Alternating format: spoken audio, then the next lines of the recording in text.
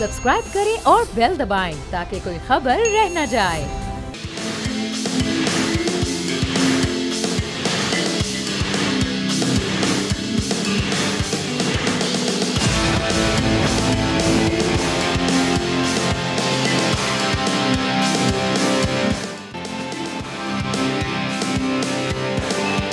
अस्सलाम वालेकुम, खुश आमदीद। आप देख रहे हैं खेल का जुनून PSL स्पेशल, क्योंकि यह है जंग, जज्बा और जीत। और जीत रही है अभी कोई भी टीम नहीं, क्योंकि इवनली पॉइज्ड है। लेकिन हम चाह रहे हैं कि जीते। Why did you go for Karachi jacket today? Contrast. No, it's not Karachi jacket. It's a contrast. Yellow, blue fellow. Yellow, शायर कहते हैं yellow, blue fellow. लेकिन पेशावर ज़ल्मी बमुकाबला कराची किंग्स एक बहुत अच्छा एनकाउंटर चल रहा है इस वक्त नेशनल बैंक अरीना में। और इससे पहले के मैच में तनवीर भाई दुआ करें वार्नर आउट हो जाए, और फाइनली हमारी दुआएं रंग ले आई कि कराची के लोग आ गए स्टेडियम में। थैंक यू सो मच, जितने भी आए उतने आ गए। बट इस सब पे बात करने से पहले देर आए दुरुस्त आए, आखिरी मैच है आज कराची में, चले at least something to share. But match अभी बाकी है, आखिरी 42 गेंदों पे 59 रन दरकार हैं और इस सब पे बात करेंगे। उससे पहले सीधा चलते फवाद भाई के पास क्वेश्चन ऑफ द डे के लिए। सो फवाद भाई, ओवर टू यू। आज का सवाल है PSL 10 में अब तक किस बॉलर ने कम से कम रन्स पर ज़्यादा से ज़्यादा विकेटें ली हैं? A Abrar Ahmed, B Ali Raza, C Holder, D Hasan Ali.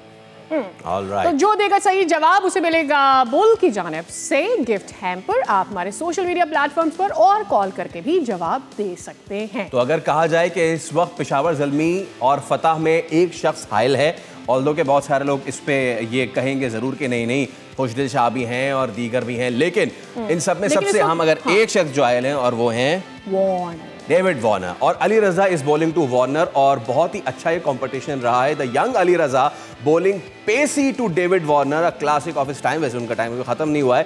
So let me go straight to Tanveer भाई। तनवीर भाई, फाइनली एक ऐसा मैच हुआ है, मेरे ख्याल से ये पहला ऐसा मैच हुआ है जो कांटे का हो रहा है। Please correct me if I am wrong in this PSL। इस मोमेंट में आपके अनप्रेडिक्टेबल 223 वाला जो हुआ था, तो वो तो रन्स वाला है ना, बट कम रन्स और उसमें लड़ाई वाली चीज, ये जबरदस्त चीज है।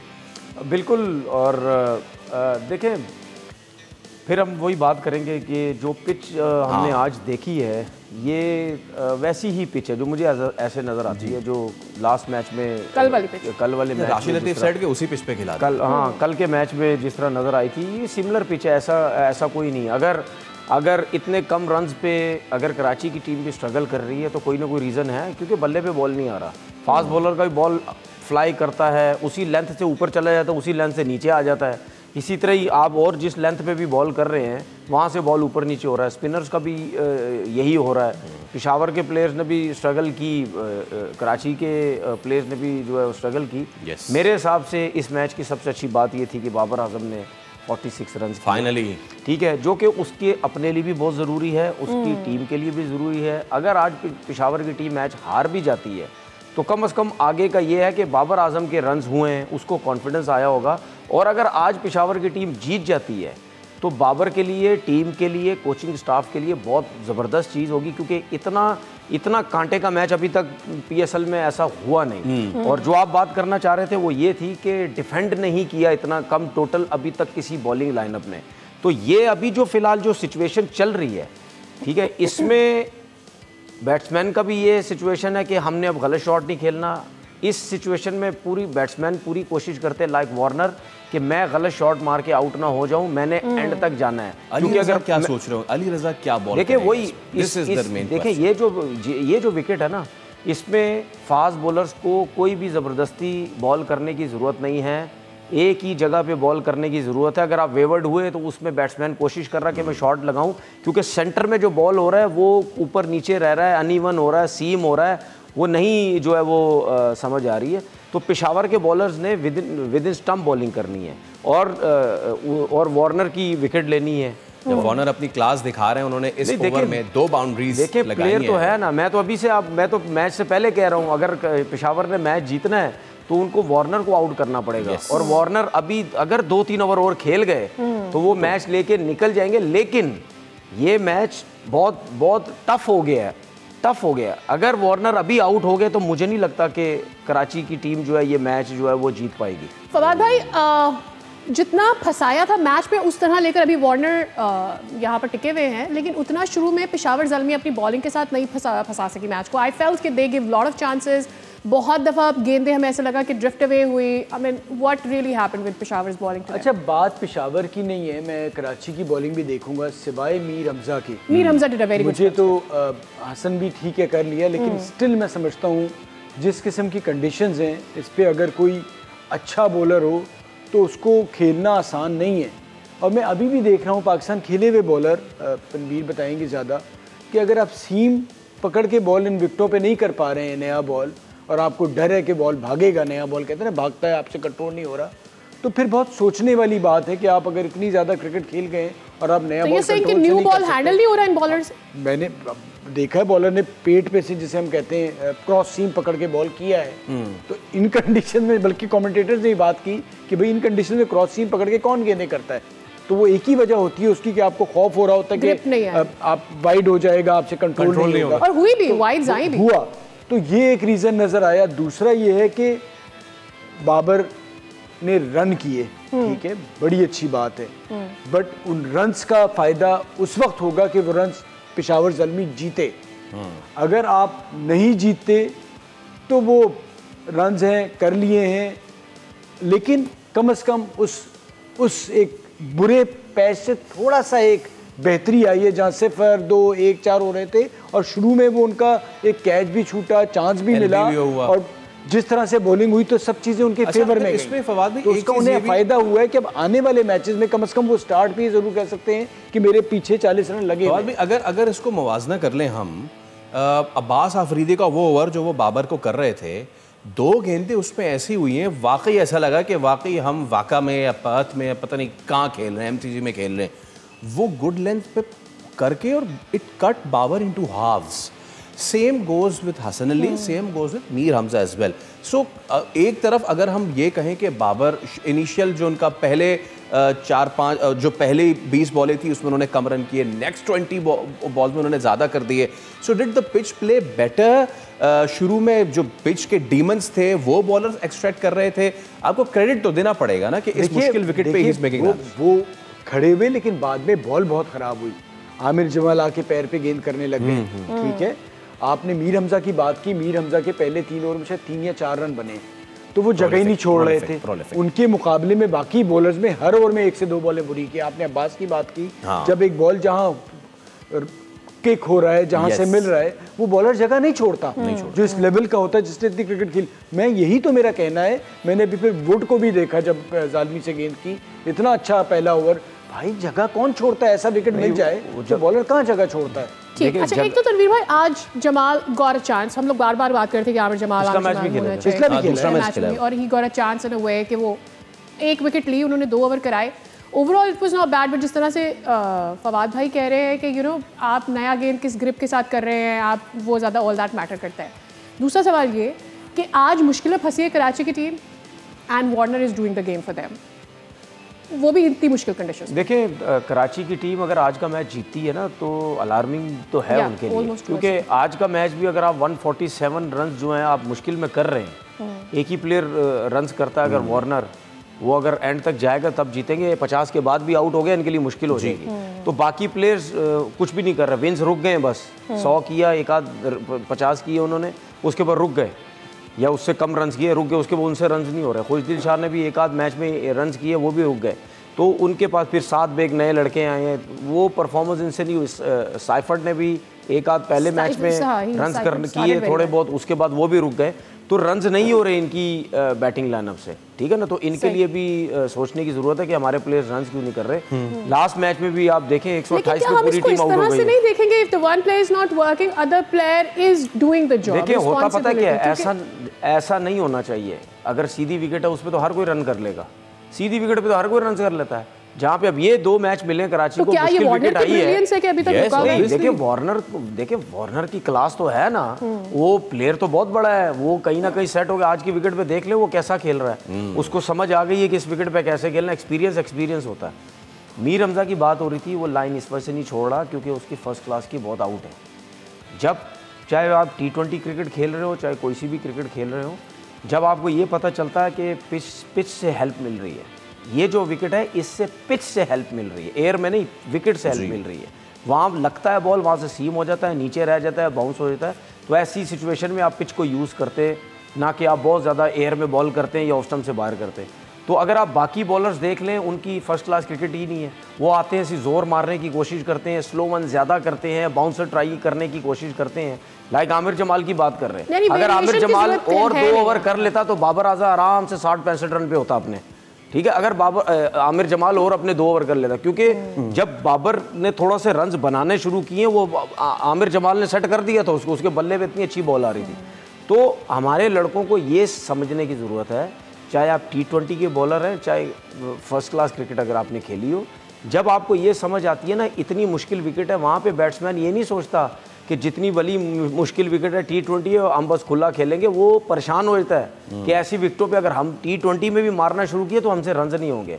तो कंसिस्टेंट आप हिट करें, सीम के साथ हिट करें, ये नहीं कि आपने वो क्रॉस सीम पकड़ ली, उसमें जो बंदा क्रॉस सीम पकड़ के ऐसी पिच पे गेंद कर रहा है ना, उसको बॉलिंग की बिल्कुल समझ नहीं है। आज एक तो बाबर गॉट 2 चांसेस और फिर जब वो आउट हो गए, मैं तो कह रहा हूँ इतने रन्स पे उसको 10 चांस भी मिल जाते बहुत थे, कम थे, उसके रन्स होने चाहिए, रन्स होने चाहिए। अच्छा, but what is the problem with Babar against left handers?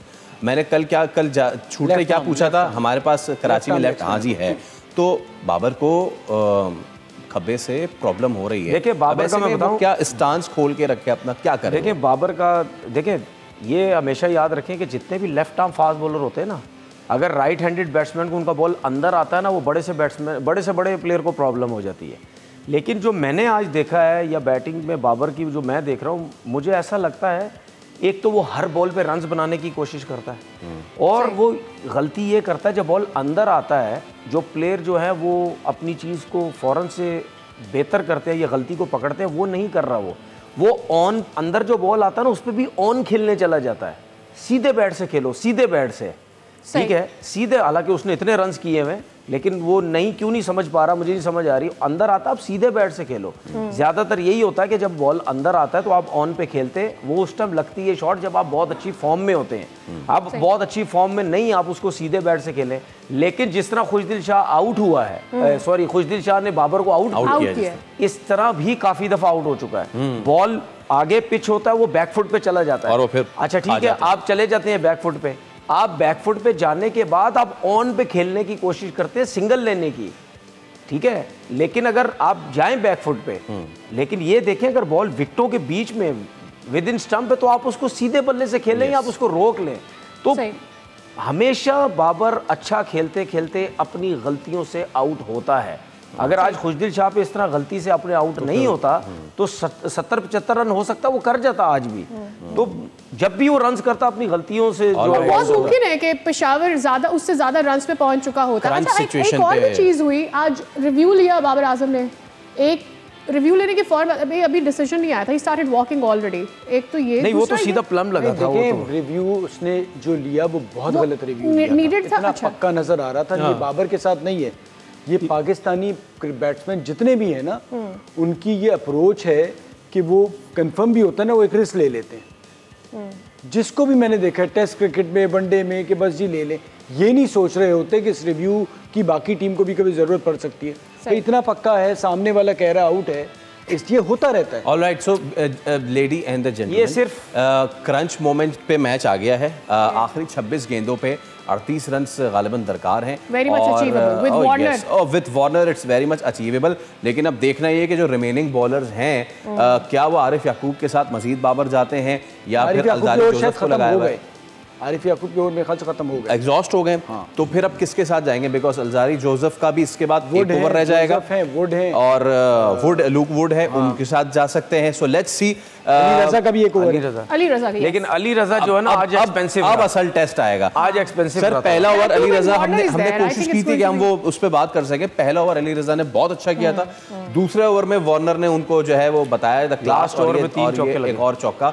Warner is taking the game away from Peshawar. बड़ा फायदा हो जाएगा। उसकी वजह ये है कि 5 में से 3 मैचेस अगर वो जीत के जाता है और विलियमसन लाहौर में उन्हें मिल जाएंगे, ठीक है, तो उनको ये बहुत बड़ा एडवांटेज हो जाएगा। और उन्होंने 5 मैचों में अपनी टीम को ये वाले उसमें भाई आपने फिर 2 मैच और जीतने, आप टॉप 4 में तो आ गए। True that. अच्छा, अगर आपके 10 पॉइंट हो जाते अच्छा, बात अब वहां पे आ जाती है जो हम हमेशा से करते आए, बाबर ने कर दिया, वो करके आउट होके चले गए, देन कम्स द नेक्स्ट, और बाकी बैट्समैन भी आते हैं ना। जब हम बात करते हैं जी पावर हिटर्स की, और हमें गालिबन वो पावर हिटर्स चाहिए जो कंसिस्टेंटली परफॉर्म करें 3 out of 5 matches, 2 out of 5 matches. Abdul Samad के पास आज अच्छी अपॉर्चुनिटी थी, लेकिन वो आज नहीं कर सके, और हालांकि उससे पहले हसन अली ने उनका आउट कर दिया था, वो नो बॉल हो गया। सो पावर हिटर का मतलब समझ नहीं आ रहा। हमारे यहाँ पावर हिटर तो मैं भी मिड विकेट पे छक्के मार लेता हूँ टेप बॉल पे, तो वही पावर हिटर हम कह रहे हैं। 360 या प्रॉपर बैट्समैन जो है ना, पावर हिटिंग हमने समझ लिया, तो नई दुनिया में चीज आ गई है। अब वो उसमें यही होता है कि आप जैसे टेप बॉल में आदमी चलता है उतना ही चलता है, और वो उनके लिए उनके मुताबिक बैटिंग वो कंडीशंस हो, जिन कंडीशंस में आपको एक बैटर चाहिए होगा। अब इस कंडीशंस को देखते हुए आपको एक बैट्समैन को खिलाना चाहिए था, और ये सोचना चाहिए था जो भी कि 160-65 करने वो बैट्समैन ही कर सकता है। सर बड़ा फंसा हुआ मामला है, क्योंकि अब अगले 4 ओवर जो हैं वो आप देख सकते हैं कि एक Saim Ali Raza, Joseph and Wood, Saim Ayub के साथ 1 ओवर पे जाना पड़ेगा। नहीं साइम 4 में फिर 30 रन नहीं, साइम ज्यादा नहीं बचे, साइम अयूब नहीं बचे, वही तो कह रहा हूँ, नहीं बचे। साइम अयूब को सोचने की जरूरत ही नहीं है इस वक्त साइम अयूब को आप आखिरी ओवर, अगर वो गया तो फिर आखिरी ओवर में छोड़ दें, और अभी तो सिर्फ फास्ट बॉलर का काम है, बस एक जगह पे बॉल करो, वहां से वुड को लेकर आए हैं। हाँ, वहां से लुक वुड की ही इस वक्त जरूरत है, because they will be trying to get Khushdil Shah as well out, because Khushdil is playing a good part, वो सिंगल लेके जो उनको इस वक्त करना चाहिए, और उन्होंने एग्जैक्टली वही किया है। सो अच्छा, अब हम बात कर रहे थे, हमने अब्दुल समद की बात की, इसके साथ दीगर बल्लेबाज भी थे एक ऐसे वक्त में कि जिस वक्त 100 रन बनाए थे 14 ओवर में पेशावर ज़ल्मी ने, अच्छी पार्टनरशिप ऑन सॉन्ग थी, हुसैन तलत भी खड़े हुए थे। लेकिन अगेन हम क्या बात करते हैं, जो एक क्लासिक बात होती थी, पता नहीं वो T20 के लिए इस्तेमाल होना हो, if you get the boundary try to get the single, rotate the strike. लेकिन हुसैन तलत ने वो काम नहीं किया, उन्होंने एक प्रीमेडिटेट किया और उसके बाद दोबारा से प्रीमेडिटेट करने चले गए, और अगला बॉलर भी तो बेवकूफ़ नहीं है ना।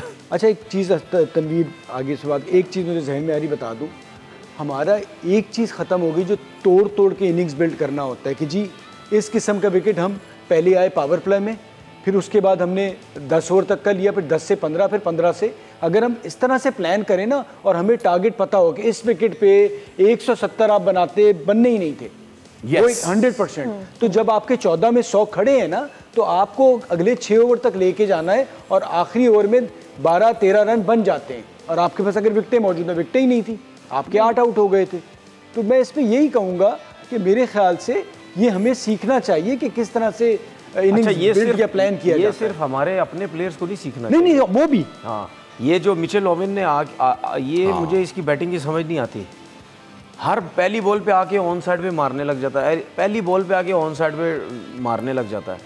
तो मतलब यानी अगर मुश्किल विकेट है, आपको पता है कि आप अपनी एबिलिटी का मैं छक्के मार सकता हूँ, तो थोड़ा सा सेंसिबल खेल लो, सिंगल डबल्स खेल लो, थोड़ा तरीके से खेल लो, ठीक है ना। मतलब समद की तो चलो समझ आती है, उसको नीचे अगर बहुत कम ओवर्स मिल रहे हैं, उसने आके खुला डुल्ला खेलना है। लेकिन फिर भी ये पावर हिटर्स जितने भी हैं जो खेलने वाले हैं, उनको ये समझ होनी चाहिए कि भाई अगर ओवर्स पीछे हैं तो थोड़ा सा इस तरीके से खेल लो। हमारी कंट्री में छक्के मारने वाला प्लेयर क्यों नहीं अभी हमें समझ आए, या जो छक्के मारने वाला प्लेयर है उसको गेम अवेयरनेस क्यों नहीं आई अभी तक, उसकी सबसे बड़ी रीजन बोल्ड कर दिया नाजरीन इस तरह, डेविड वार्नर इज आउट, और जो गैम्बल लिया बाबर ने that has paid of, look would ने आउट कर दिया है।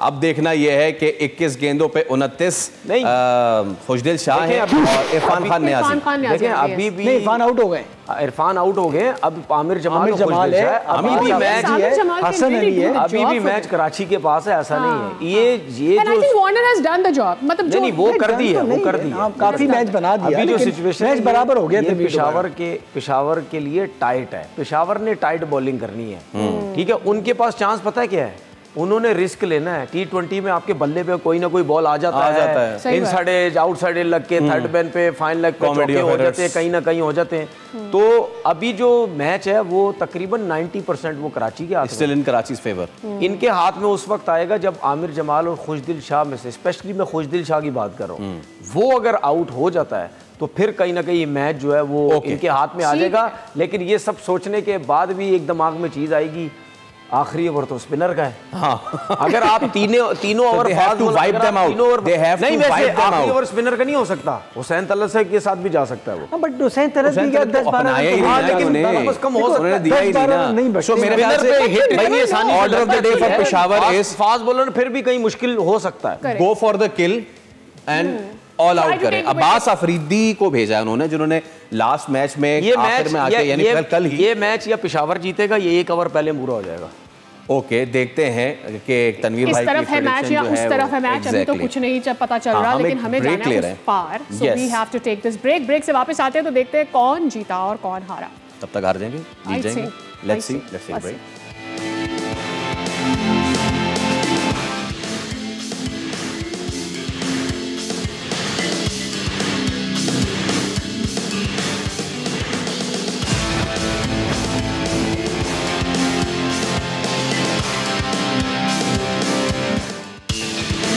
ख़वातीन और हज़रात, मैच मजीद मज़ेदार होते हुए गो कि हमारे कुछ दोस्त कहेंगे कि अभी भी रन तो बन जाएंगे, बट यू नेवर नो, क्योंकि 132 पे अभी अब्बास अफरीदी आउट हुए हैं। और हम यही बात कर रहे थे अभी और यही कहा कि अब्बास अफरीदी पाकिस्तानी प्लेयर है, एक तरफ से देख रहे हैं खुशदिल शाह हिटिंग कर रहे हैं, लेकिन नहीं, मैं भी करूँगा। उससे बिल्कुल एक बॉल पहले मैं आप लोगों की एक तवज्जो मबजूल कराना चाहूँगा।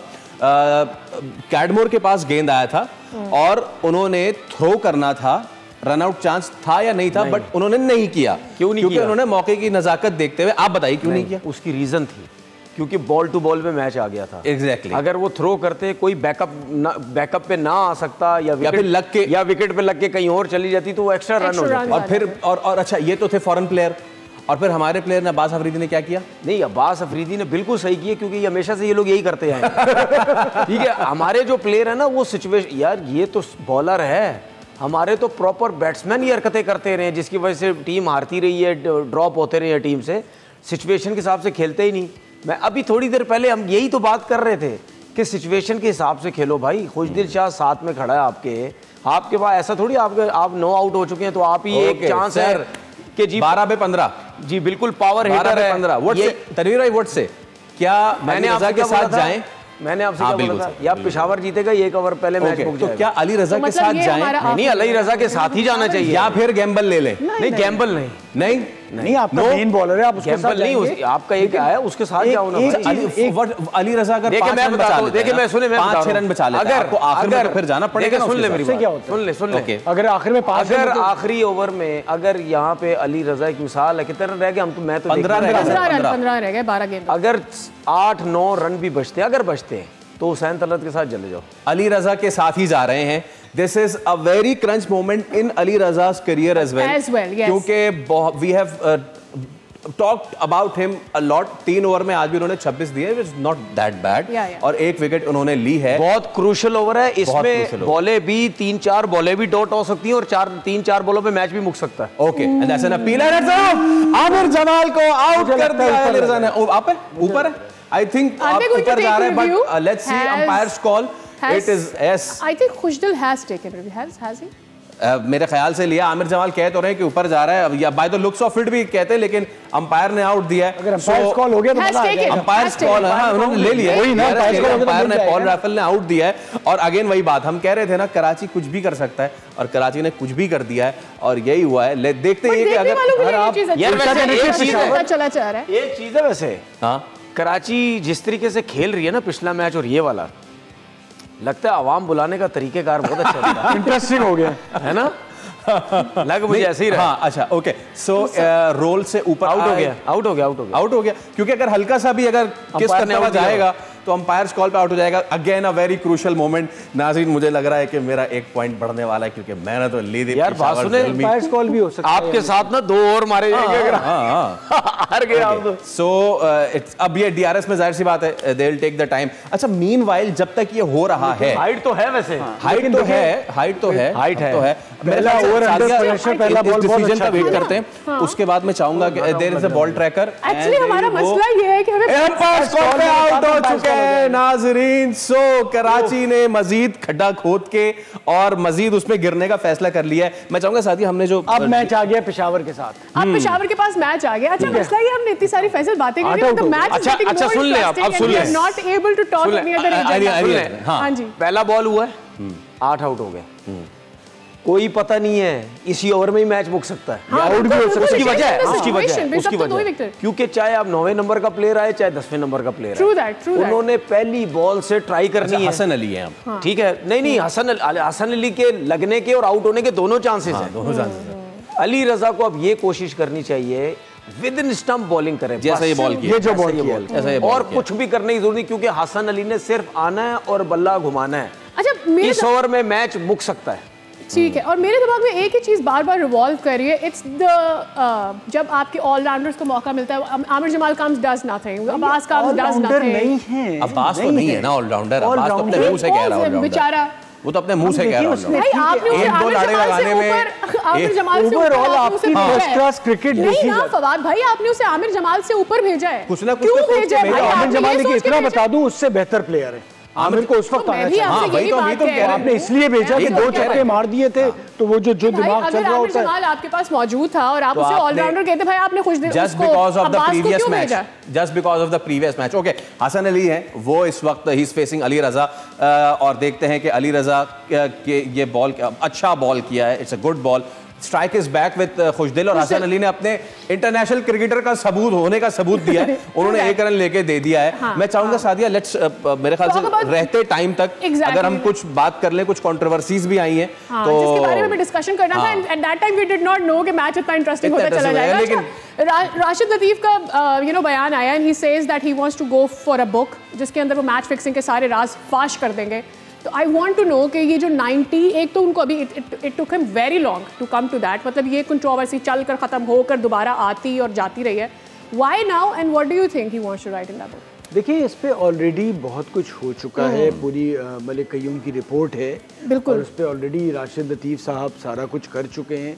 अब मुझे भी इंतजार है कि उस बुक में नया ऐसा क्या होगा जो ऑलरेडी नहीं पता है। राशिद भाई कई मर्तबा कह रहे हैं, but this book is going to go all out sold, to be honest अभी से, बिकॉज़ है कि अब क्या रह गया है, जड़ा कटा खोलने वाली बात हो गई है वो। नहीं तो प्रॉब्लम ये है ना कि तनवीर, वो राशिद भाई कई मर्तबा कह चुका मैं लिखूंगा, वो लिखने के करीब पहुंचते हैं, फिर पता नहीं क्यों नहीं लिखते। या तो वो मुझे लग रहा है कोई कॉल सेंड करना चाह रहे होते हैं या मैसेज सेंड करना चाह रहे हैं, मैसेज डिलीवर हो जाता है और फिर उनकी किताब रुक जाती है। Is that the case? देखिए राशिद भाई भी ना किसी को सुकून में नहीं रहने दे रहे। वो अब काफ़ी चीज़ें जो है ना वो बुक के ज़रिए वो आई थिंक बताएंगे।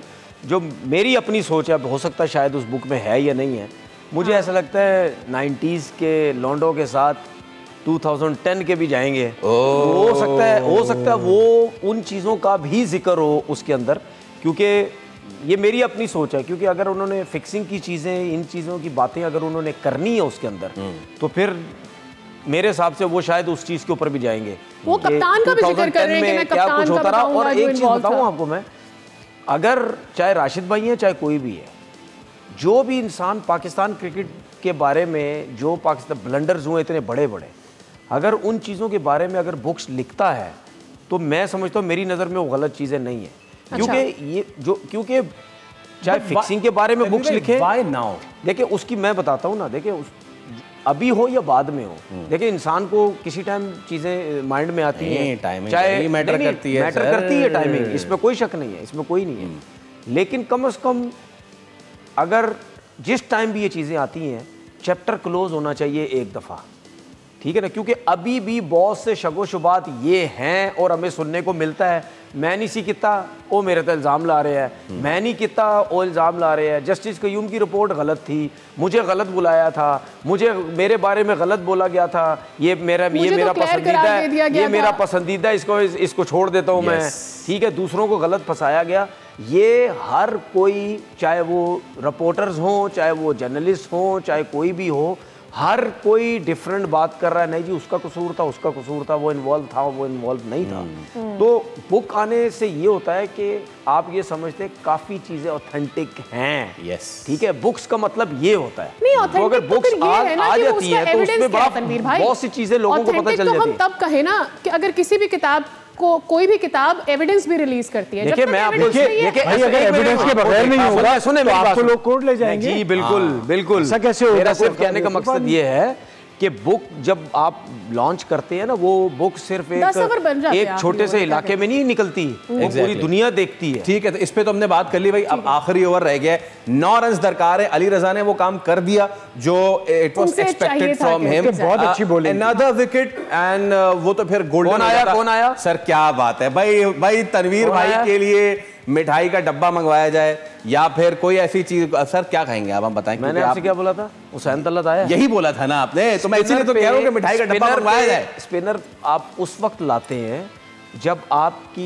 इकोनॉमी जो है वो 18 पे गई हुई होती है, 17 पे गई हुई, 16 पे सैफी भाई तो 6-6 रन से भी लेते थे। नहीं मोहम्मद नवाज नहीं वो कंडीशंस दूसरी थी ना, और वो ब्रेक होती है। दुबई में ये जो है ना, ये कंडीशन डिफरेंट है। यहाँ पे फास्ट बॉलर फिर आपका वो स्पिनर पे नहीं आ रहा, वो भी पार्ट टाइम बॉलर है ना। साइन कोई मतलब हुसैन तलत भी तो पार्ट टाइम नहीं, फिर एक्सपीरियंस ज्यादा है ना। हुसैन पार्ट टाइम, देखिए इस वक्त भी वो फेवरेट आप दूसरे लेवल हिसाब से कह सकते हैं। यस यस यस, लेकिन इस जगह पे बन ही जाते हैं। लेकिन अगर ये खिंचा हुआ बॉल करेगा, ये देखिए जहां तक, अब गलत भी हो सकता हूं, जहां तक मेरा एक्सपीरियंस है, अगर ये जगह पे बॉल कर गया ना, ये रन नहीं बनने देता 9 रन। जगह कौन सी जो हम लेंथ कह रहे हैं, राइट? देखिए ये नहीं बनने देगा। मेरा उस पे कहना, क्योंकि हुसैन ज्यादातर 2-3 स्लोअर बन करता है और ये बड़ा प्रिडिक्टेबल इस लिहाज से होता है। तो अगर तो उसने अपनी को होशियारियां की, हाँ, तो वो जितना भी सकती है और वो मरवा भी सकती। चले जी, हुसैन तलत टू खुशदिल शाह, पहला गेंद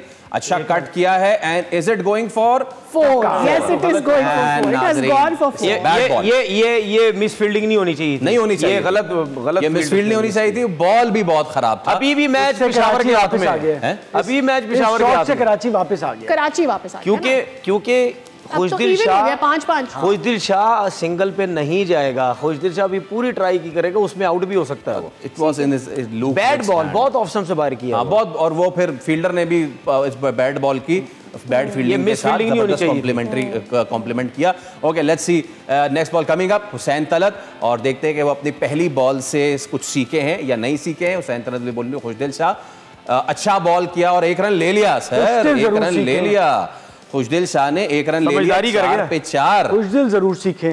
हाँ, ट्रू दैट।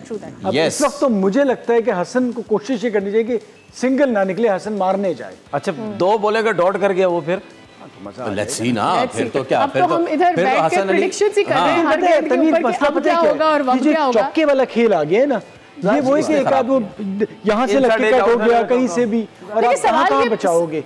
हाँ बिल्कुल, पहला बॉल बहुत गंदा कर गया, ये जरूर हो गया। Let's see.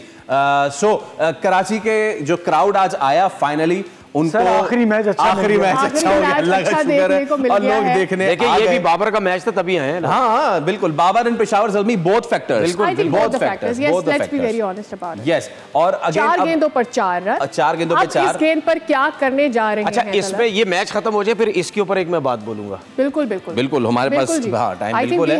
4 पे 4 हुसैन तलत, आगे हसन अली, अच्छा शॉट, बैड बॉल, और इस तरह गेम खत्म, कराची किंग्स जीत गए।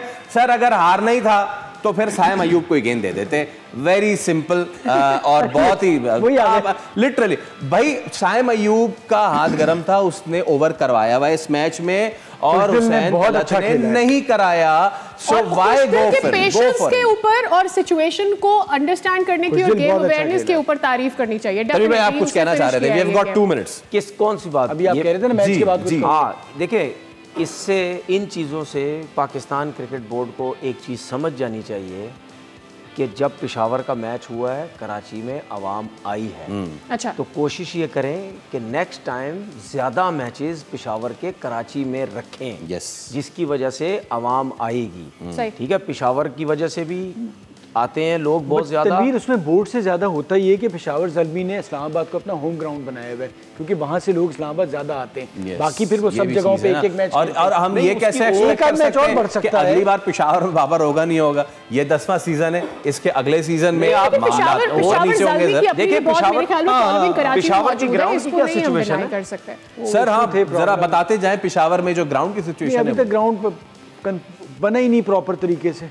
मैच ही नहीं हो पाया। फर्स्ट क्लास का मैच तो पहले हो, ये वैसा ही होगा जैसे हमने यहाँ विकेट बना दी थी। और हम तो गवादर वाले ग्राउंड में भी पीएसएल के मैचेस करवाने जा रहे थे। वो तो एक मजाक था, वो तो हम तो उसकी ड्राफ्टिंग नहीं कर सके गवादर में, तो मैच क्या ही करेंगे।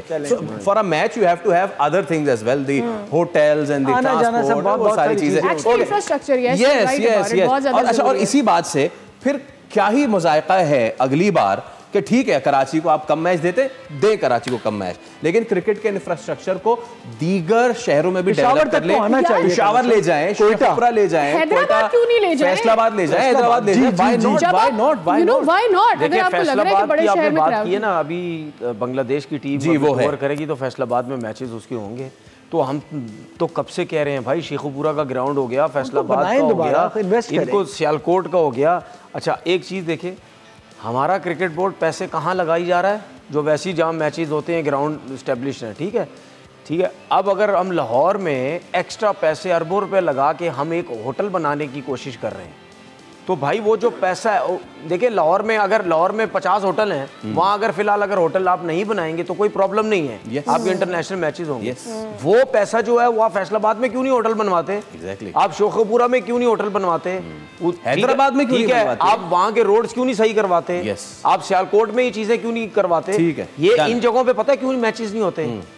ये कहते हैं कि जी ये ग्राउंड्स हमारे हाथ में नहीं है, एक तो वो चीज़ें आप अपने हाथ में करें, उसके बाद कहते हैं जी ये जो है वो होटल्स वगैरह इस लेवल के नहीं है, हम टीम्स वगैरह कैसे बनवाने फिर तो भाई बनवाए ना क्या जिंदगी में मैंने कहा ऐसी जगह पे पैसा लगा रहे हैं जब वैसी सब करना है, तो आपको लोगों को ग्राउंड में लेकर आना होगा। इसके साथ ही मेरे ख्याल में आज के सवाल के कौन से विनर है सही जवाब देकर उसका भी अनाउंसमेंट कर देते हैं। मोहम्मद उमर रजा फ्रॉम लाहौर, आपको बहुत बहुत मुबारक हो, आपने दिया सही जवाब। और कराची किंग्स आपको बहुत बहुत मुबारक हो, और हमें बिल्कुल मुबारक नहीं हो, बट फवाद भाई को बहुत मुबारक हो, उन्होंने कल कराची लिया था, और वार्नर आपको भी बहुत मुबारक हो। लेकिन फाइनली एक ऐसा मैच जो कांटे का हुआ आखिर तक किया। We expect like these matches, मजीद मैचेस हो और मजीद इस तरह के कांटेदार मुकाबले हो, ताकि थोड़ा स्पाइस तो हो, थोड़ा क्रिस्प, थोड़ा मजा तो आए पीएसएल में। आप देख रहे थे खेल का जुनून पीएसएल स्पेशल, आपसे मुलाकात होगी कल, रखिए अपना ख्याल, अल्लाह हाफिज।